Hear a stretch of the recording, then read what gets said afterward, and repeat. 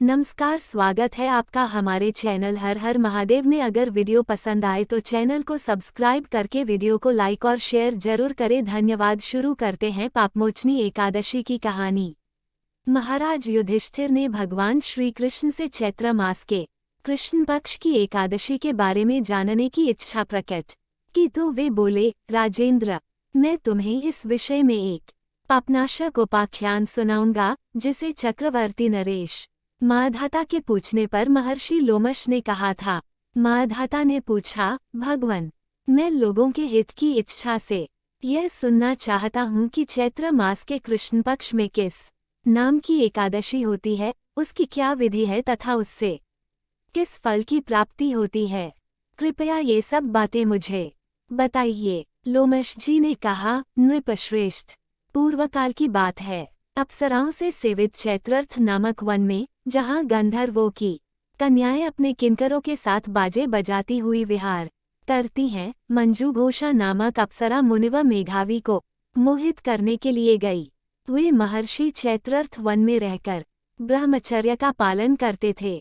मंजू घोषा मुनि के भय से आश्रम से एक कोस दूर ही ठहर गई और सुंदर ढंग से वीणा बजाती हुई मधुर गीत गाने लगी। पूर्ण विराम। मुनिश्रेष्ठ मेघावी घूमते हुए उधर जा निकले और उस सुंदर अप्सरा को इस प्रकार गान करते देख बरबस ही मोह के वशीभूत हो गए। मुनि की ऐसी अवस्था देख मंजू घोषा उनके समीप आई और वीणा नीचे रखकर उनका आलिंगन करने लगी। मेघावी भी उसके साथ रमण करने लगे। रात और दिन का भी उन्हें भान न रहा। इस प्रकार उन्हें बहुत दिन व्यतीत हो गए। मंजू घोषा देवलोक में जाने को तैयार हुई। जाते समय उसने मुनिश्रेष्ठ मेघावी से कहा, अब मुझे अपने देश जाने की आज्ञा दीजिए। मेघावी बोले, देवी, जब तक सवेरे की संध्या न हो जाए तब तक मेरे ही पास ठहरो। अप्सरा ने कहा, विप्रवर, अब तक न जाने कितनी ही संध्याएं चली गईं। मुझ पर कृपा करके बीते हुए समय का विचार तो कीजिए। लोमश जी ने कहा, राजन, अप्सरा की बात सुनकर मेघावी चकित हो उठे। उस समय उन्होंने बीते हुए समय का हिसाब लगाया तो मालूम हुआ कि उसके साथ रहते हुए उन्हें 57 वर्ष हो गए। उसे अपनी तपस्या का विनाश करने वाली जानकर मुनि को उस पर बड़ा क्रोध आया। पूर्ण विराम आए। उन्होंने शाप देते हुए कहा, पापिनी, तू पिशाची हो जा। मुनि के शाप से दग्धा होकर वह विनय से नतमस्तक हो बोली, विप्रवर, मेरे शाप का उद्धार कीजिए। 7 वाक्य बोलने या 7 पद साथ साथ चलने मात्र से ही सत्पुरुषों के साथ मैत्री हो जाती है। मैं तो आपके साथ अनेक वर्ष व्यतीत किए हैं, अतः स्वामिन, मुझ पर कृपा कीजिए। पूर्ण विराम। मुनि बोले, भद्रे, क्या करूं, तुमने मेरी बहुत बड़ी तपस्या नष्ट कर डाली है।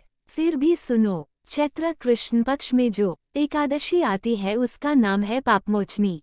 वह शाप से उद्धार करने वाली तथा सब पापों का क्षय करने वाली है। सुंदरी, उसी का व्रत करने पर तुम्हारी पिशाचता दूर होगी। ऐसा कहकर मेघावी अपने पिता मुनिवत च्यवन के आश्रम पर गए। उन्हें आया देख च्यवन ने पूछा, बेटा, यह क्या किया तुमने? तो अपने पुण्य का नाश कर डाला।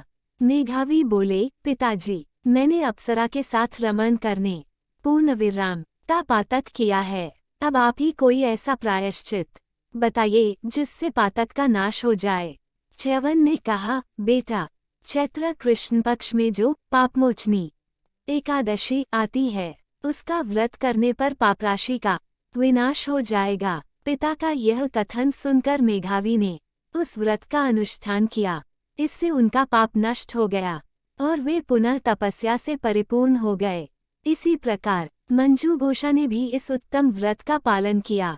पापमोचनी का व्रत करने के कारण वह पिशाचयोनि से मुक्त हुई और दिव्य रूपधारिणी श्रेष्ठ अप्सरा होकर स्वर्गलोक में चली गई। भगवान श्री कृष्ण कहते हैं, राजन, जो श्रेष्ठ मनुष्य पापमोचनी एकादशी का व्रत करते हैं उनके सारे पाप नष्ट हो जाते हैं।